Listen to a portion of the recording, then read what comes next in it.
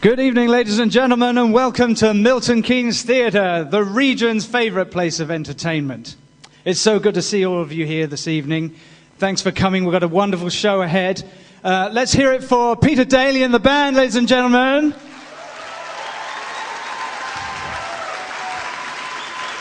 But now, without any further ado, the star of our show, the fabulous, the incomparable, Glorious Jones.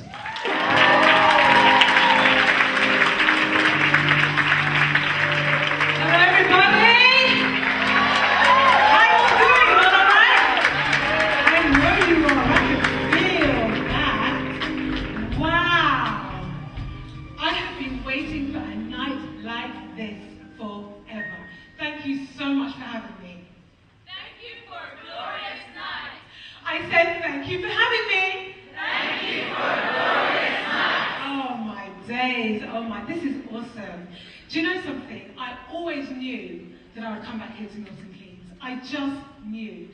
I mean, obviously, you know, I've come to the end of my tour, and I had the experience of visiting some of the most beautiful places in the world, from the Royal Albert Hall, all the way to the beautiful Sydney Opera House in Australia.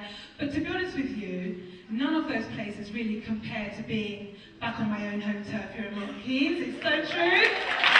It's just wonderful. Really, really great feeling.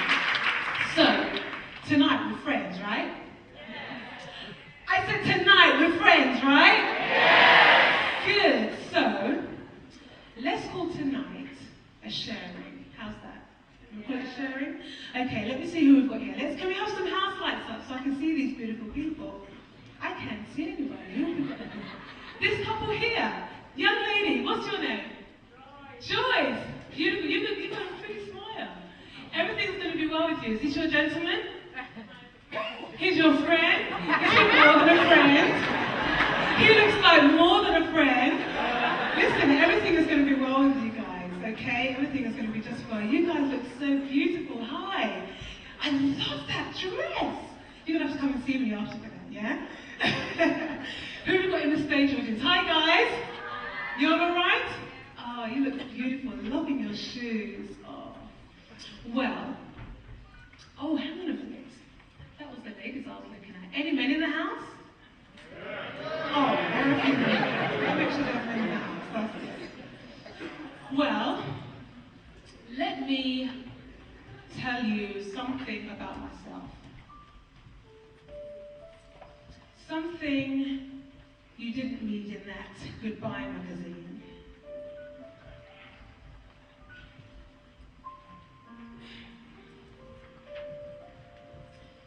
Have you ever felt the pain around you? You ever walked into a room full of people and somehow sensed the pain of those with hurt?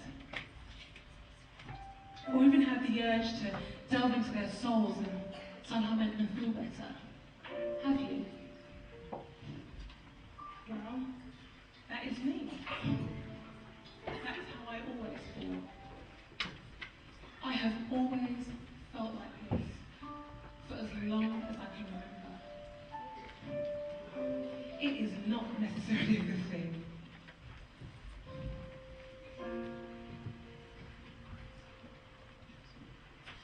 I have sat by total strangers on a crowded train. I felt the urge to cry. I felt pain for wrongs that I just cannot describe. And as I grew older, I became more and more surprised at people's abilities to disguise such hurts. I used to feel intensely inadequate as I knew their sorrows without their knowledge. Then I left the truth. No one taught me how. Although, I probably got it from my grandma. I never once tried to copy her. I would just sit cross-legged in front of her and she rocked gently in her rocking chair, and I'd ask her over and over again to sing my favourite songs. She would just smile and oblige me. She used to sing songs to me like, he's got the whole world in his hands, he's got the whole world. Do you remember that one? In his, yeah? What's the other one she used to sing to me? Wide, wide is the ocean, high is the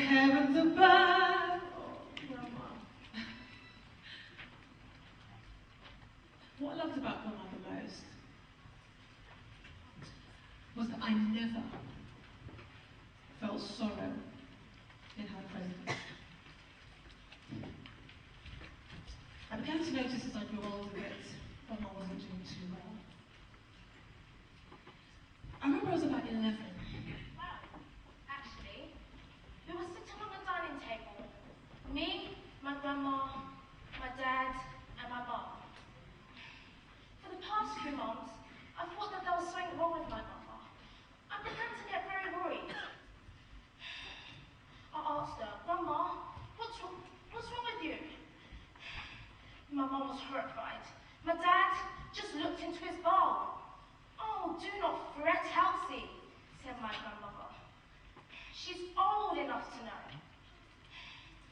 As my parents were clearing up the dining table, Grandma told me what cancer was and what it was doing to her. I was very scared. So you're going to die, Grandma? Oh, but I know you're not scared. If you were, I would feel it. I know you was glorious, she said to me in a lovely, soft voice. As she took me up to bed, she asked me if there was anything, just anything I would love for her to give to me before she dies and rises up to heaven. Just your voice, your beautiful voice. I said, oh, and when you get to heaven, can you ask God for me to have a little brother and sister?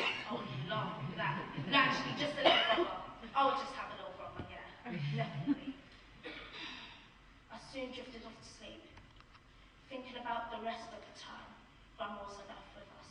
We played hard. About a year and a bit later, Grandma died.